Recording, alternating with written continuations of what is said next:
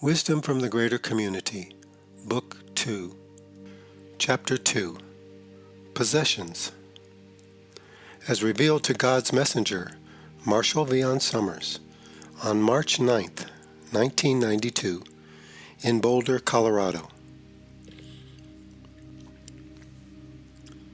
Now we shall speak about owning things and having things in the world.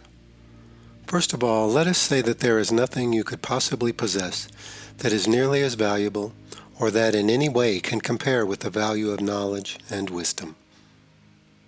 You must develop wisdom in order to experience knowledge and carry it with you.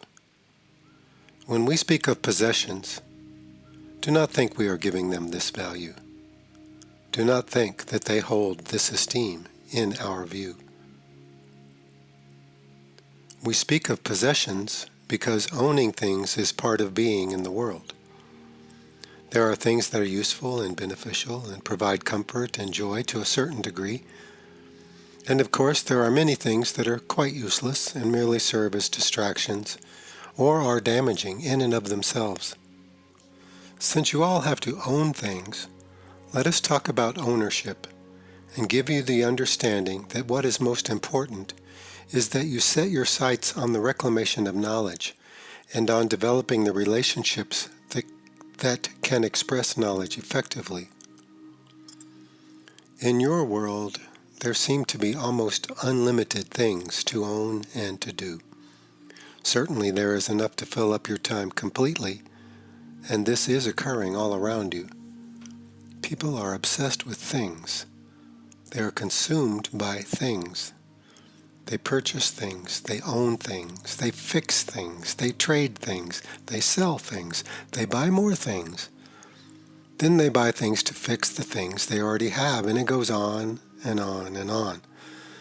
And of course, the more you own, the more you must support what you own, and therefore you must work harder in order to keep what you have and, hopefully, to buy more.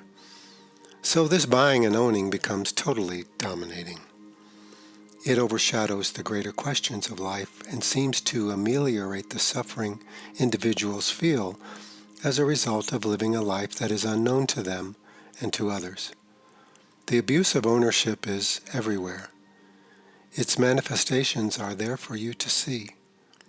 The ways that people relate to their possessions and how they relinquish themselves to their possessions can be recognized in many, many forms of expression. Is it bad to have things while so much great abuse is going on? Is it bad? The answer to this requires some explanation. The answer is yes, it can be bad. Having many things is a great disadvantage, not because it is bad in and of itself, but because it takes your mind away from other things which are more important, and it keeps you disassociated from yourself. The world in which you live is devoted to owning and affording things. Indeed, people are esteemed by how much they have, how hard they work for it, how they have accumulated it, and so forth. The accumulation of possessions is an ever-increasing burden and an ever-dominating focus, overshadowing the possibility of living a true life. Owning things can be bad. However, owning things is a fact of life, and you must own some things in order to function successfully in the world. Here you recognize that you are not an ascetic.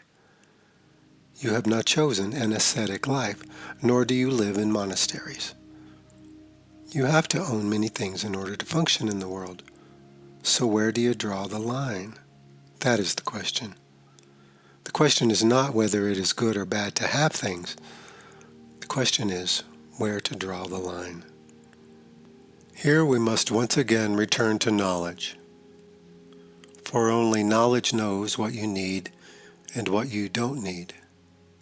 If you can open yourself to knowledge, wait for knowledge, and abide with knowledge, then you will have an opportunity to know where to draw the line for yourself.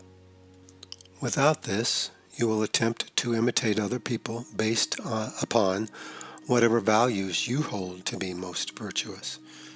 You will try, once again, to live out a set of standards based upon your own value system or based upon the value system of someone else which you think is better than yours. But you cannot draw the line here.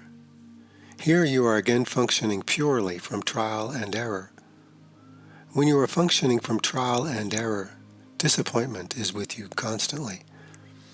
It is very hard to sort things out if this is the only means you are choosing. By ownership, I am not only speaking of physical things, I am also talking about ideas. So let me speak about this so that we can have a larger view of what ownership really is. Some people collect objects. Others collect ideas. Part of the attraction of collecting ideas is having exciting thoughts and having the thrill of having an insight, which is like the thrill of buying a new thing, perhaps a new garment, which you have the thrill of wearing for a few days, and then it just becomes a garment, one more thing. People often value insights in the same way. They have an insight and, they are excited, and they think it is so meaningful. They walk around proudly with it and share it eagerly with their friends. Then after a few days, it's just another thought to add to millions of other thoughts that are already there. So having insights is like buying a new dress or a new pair of shoes. The thrill is gone quickly, and you have one more thing. Owning things is not merely collecting objects. It is also collecting ideas. Many people collect ideas. They are always searching for new ideas. And when they find new ideas, they say, this is so interesting. What an interesting idea. Fantastic. They read a new book and say, a great book. What tremendous insights. They are excited about this book for a few days, and then they go on to other new, exciting, and interesting things. It is like buying bric-a-brac. The only difference is one is physical and the other is mental. But it is all accumulation. People can have a great many ideas they have collected, even an enormous collection of ideas on a particular subject.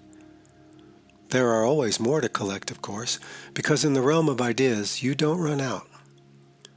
But what you find in the realm of ideas is that after a while, most ideas are like other ideas. The differences between them are not so great. It is the same with objects. After a while, one is like the other. It is all stuff. Some people think owning things is disdainful, and so they go and collect ideas. Some people collect spiritual practices. Other people collect spiritual artifacts. Collect, collect, collect. Whether it is objects or ideas, collect, collect, collect. Until you are swollen and glutted with all this, and it all seems to fill up the emptiness within you that is a calling for knowledge. When someone comes to study the greater community way of knowledge, often they are eager for new ideas. I want new ideas. They read wisdom from the greater community. New insights, new ideas, fantastic. Or they say, I've heard this before. It is like their other collection of insights. It is all more ideas to them, more ideas, more ideas. And perhaps it is more insightful experiences. I had a great experience. And then when the experience wears off, they say, there's nothing left here for me. I'll go on to new things. Many people approach the teaching in this way, with the idea of collecting more things. Or perhaps their pursuit is more desperate. Perhaps they are looking for an answer. They must have the answer. They are not interested in collecting ideas, but they must have something that will give them relief. So they read wisdom from the greater community, and they find something that gives them relief, but it only gives relief for a few days. Then their pain returns, and they say, this program is not for me. I have to find something else. It has not taken my pain away. It has not given me relief. So they go on to new things. Some people approach this teaching to collect new ideas, new insights, and so forth. Some people even think that if they have these ideas, they will be able to make more money and buy more things. Other people come because they seek relief and escape from their difficulties, and they are desperately looking. The strange thing is that they will all be disappointed. The way of knowledge is not about accumulating things or escaping things. Not at all. That is why we make steps to knowledge, the first level of study, available to people. It contains enough wisdom to exceed most needs, if it is studied adequately, applied wisely, and brought into the realm of relationships. What it also does, interestingly enough, is expose people's motives for studying it. If you are studying steps to knowledge in order to have more ideas, new insights, or to keep the excitement going, and if you continue in the preparation, you will be able to become aware of your motives. At some point, you will come to realize that your motives and the offering of steps to knowledge are not the same. So either you must abandon the preparation in order to serve your motives, or abandon your motives in order to participate in the preparation. At some point, people reach this juncture, and their whole motivation for study has to be completely re-evaluated. The real motivation for studying steps to knowledge is mysterious. The real reason you do it is that you must do it. That is knowledge. Only knowledge can motivate you to find knowledge. Other interests, accumulation, acquisition, escape, excitement, love, cannot take you to knowledge.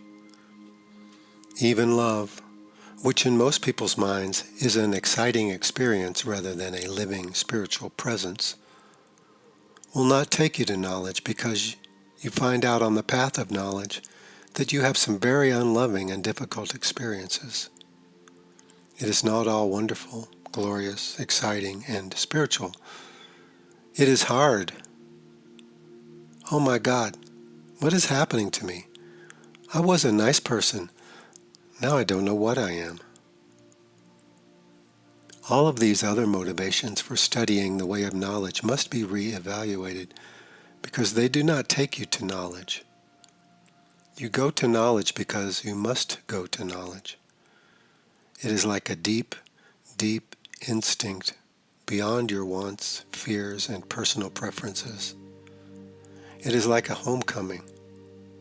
You are drawn in and are willing to make the sacrifices. You are willing to take on the challenges and are willing to make the reevaluations. Why? Because you must do it. The preparation is not promising you a great love life, abundance, a new car, or a new personality, where you trade in the old personality for a new personality, one that is more fun. No, that is acquiring possessions. Acquiring possessions is like eating food. If you eat too much, you'll get stuffed and have stomach problems. If you buy too many things or ideas, you'll get stuffed, and you will have health problems and mental problems and so forth. Whether you are trying to find truth or stimulation, acquiring things begins to make you sick, and you must return to simplicity, which is abiding with knowledge. Abiding with knowledge is so simple that it utterly confounds people because they are trying to get something, have something, escape something, or experience something. Knowledge is. It is not a commodity. It is not a set of thrilling ideas. It is not a group of spiritual objects. At the beginning of Steps to Knowledge it says, quote, "Knowledge is with me. Where am I? End quote. If you could fully understand this lesson, you would learn half of the entire preparation right there. Quote, where am I? What am I doing? End quote. So when we speak of possessions, we are talking about everything that everyone is trying to get out of life. As you try to get things out of life, life escapes you. This is frustrating. Some night when it is clear and the stars are shining brightly, look up at the sky and ask yourself, what do I want to get out of that? Speak to the stars and say, okay, give it to me. I want the experience of universal wisdom or complete affinity with life. Give it to me. And the stars are just there. They neither come towards you nor go away from you. They neither yield nor retreat. They are there for you. People do steps to knowledge and they say, okay, when am I going to get it? Where is the reward? I'm here. I'm practicing, sort of. Where is the reward? At some point, if they persist in their preparation, they will come to realize that the problem is not with the preparation. The problem is with their motives. You see, without its possessions, your personal mind literally has nothing to hold it together. Its whole sense of identity is based on what it owns, what it thinks, and what it is associated with. Because it is artificial, it must have all these things and keep renewing them, or it begins to shrink and fall apart. So we let it shrink, not drastically, but slowly, not to punish it, but simply to redirect the mind to develop a different set of abilities and to gradually gain a different focus and orientation, an orientation away from accumulation towards profound experience, so that one day when you look up at the stars are there for you and you are there for them. The possession issue, by the way, accounts for much of the difficulty that people experience in relationships. Here, people enter relationships and they have all these expectations about what they're going to get and how they're going to get it and what they deserve and so forth. So their ability to actually experience another person and to experience kinship becomes very limited. After all, how can you have the experience of kinship if you have this huge agenda about what you are going to have and who you are going to be and how it is going to work out and so forth? Having all of these expectations and this motive for accumulation disables you from being able to experience another. It disables your discernment. It disables your perception. It disables real evaluation based upon compatibility and shared direction. If you enter the relationship without all of these motives for accumulation, things could be clear for you, very clear. But for the person who is governed by these motives, it takes years to come around to the obvious. And then only after many expectations and desires have been disappointed. So you can see that disappointment is an important part of learning, but it cannot be the only part of learning. Let us come back now to see where to draw the line in owning things. If you are following me thus far and are thinking about what I am telling you, thinking about it as it relates to you and not to other people, then you can say, where do I draw the line? I have to have a certain number of things in order to function well in the world, and I have to have a certain number of ideas, insights, and good experiences in order to function in the world. Now, where do I draw the line? Because I know I can keep buying things and bringing them home until my home is stuffed to the ceiling with things. I can keep accumulating ideas, insights, and happy experiences until my mind is filled to the ceiling, stuffed with things. I know I can do that. Where do I draw the line? Where is the balance? First of all, Find out what you really need and what you really use. What you really use and what you really need are very related. This applies both to the possession of objects as well as to the possession of ideas. What do you really use? What do you really need? People assess their needs for things that give them comfort, and often they think some of their possessions will be needed someday, but not today or anytime soon. What do you need now? When you begin to ask this question and seriously consider it, you will see that you don't need a great deal. Yet the things that you do need should be very good. The objects in your possession should be well made and durable. The ideas with which you associate should be abiding and helpful, so much so that you cannot exhaust them easily. Many of the ideas and insights that people accumulate for their own edification are easily exhausted and have no abiding value. They have no depth and cannot provide meaning. They are either self-gratifying or are only initially stimulating, and beyond that they can offer no more. What you need is based on what you use. That is the first criterion. If you own 30 garments and you only use 5, then what are the other 25 for? And why are they occupying time and energy in your life? This also carries over into relationships because certain people collect relationships the same way that other people collect books, coins, plants, paintings, clothes, or whatever. What relationships are really important to you? This fundamental question requires an honest response. Next, ask yourself if owning this thought, this object, or this insight, or being in this relationship feels correct to you. Not, can I justify it because of its benefits, but does it feel correct? This is calling upon your experience now, not simply your ideas, because many things can be justified that are not good for you and only prove to be a burden. The third criterion is to appeal to knowledge to show you what to do. This is important if the first two do not yield a decisive decision. Here you are asking to be shown.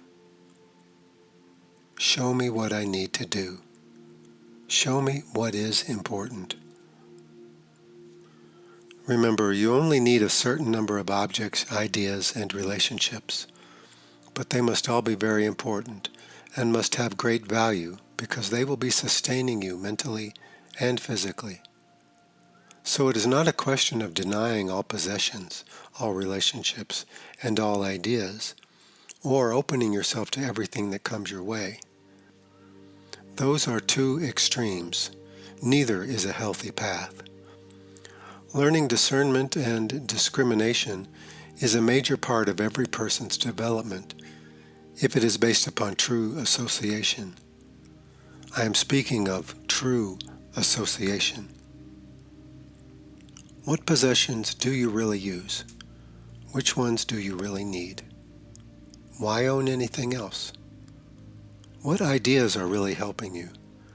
Which ideas have depth and are important? Why do you need to entertain other ideas?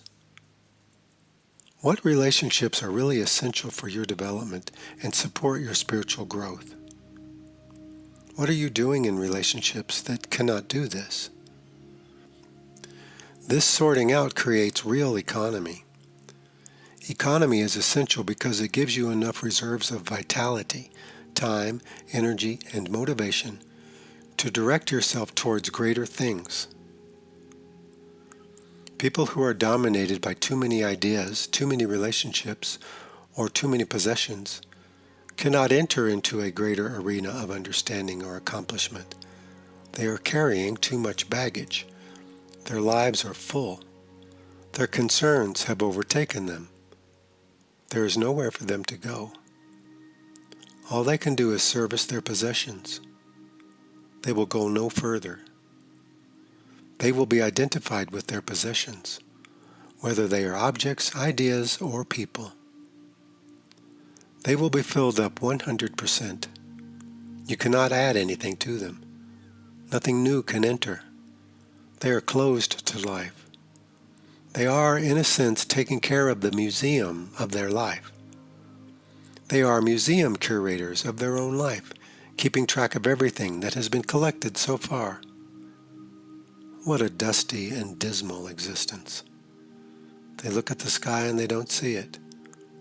After all, if your life is about preserving your personal museum, why have a universe anyway?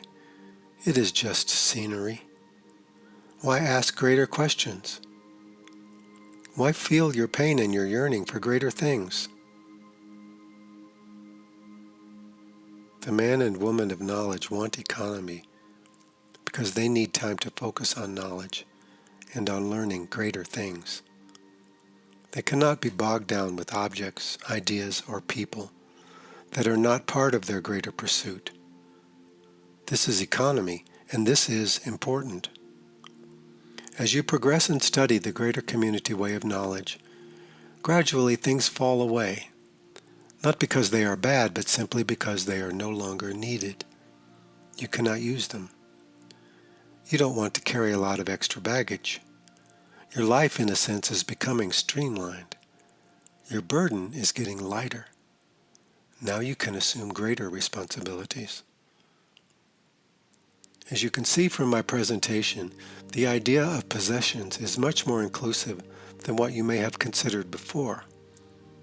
This new understanding is very important because the greater community way of knowledge represents the transformation of relationships and the entrance into a new life and a new kind of experience. You cannot make this journey if you are carrying too much baggage. You can only carry what you really need. Then you can step faster and more lightly and feel less oppressed by what you are leaving behind. When you are presented with new objects or given opportunities to buy new things, acquire new ideas, meet new people, or participate in new activities, ask yourself, what do I really need, and what do I really use? What is essential? Part of this you can answer yourself.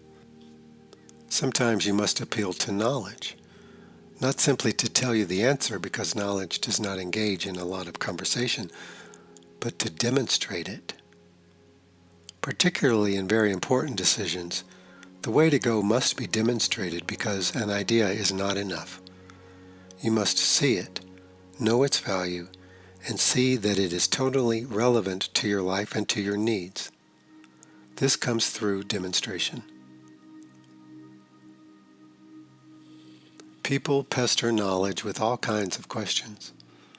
Often they want to accumulate more insight, more ideas, and more people. More. But knowledge is silent. What knowledge will do is set up a learning situation that will help the person come to terms with the real issues at stake.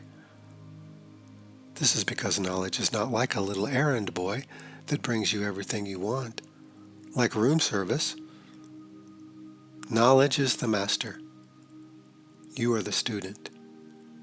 Yet people often begin their study acting like they are the master and knowledge is the student.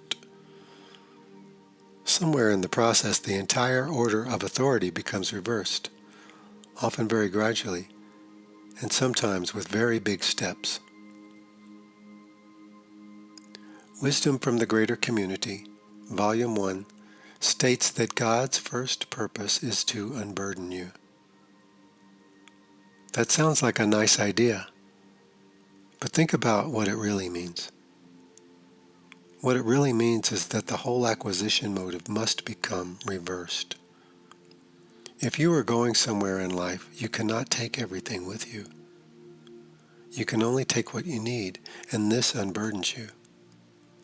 This gives you time, energy, mental freedom, and the ability to establish new ideas and new alliances. This redefines and redirects your entire relationship with objects in the physical world. This new relationship is not based on fantasy. and past association now. It is based on usefulness and real value. This creates a healthy relationship with the physical world, with people, and with ideas. Some people have wondered, why would I study the greater community way of knowledge? I do not really want to read books anymore. The reason is that the way of knowledge gives you a few things to deeply consider, rather than simply pumping more ideas into your mind and keeping it stimulated. Consider the idea, knowledge is with me. Where am I? You could spend many years on this one idea alone. One idea. You cannot exhaust that idea. It is revolutionary. Quote, alone I can accomplish nothing. End quote. This is another revolutionary idea. It could change the world if it were contemplated and allowed to alter your experience of yourself and the world. Then you are no longer what you own. You are aligned with something invisible and mysterious, which is the guiding principle of all life.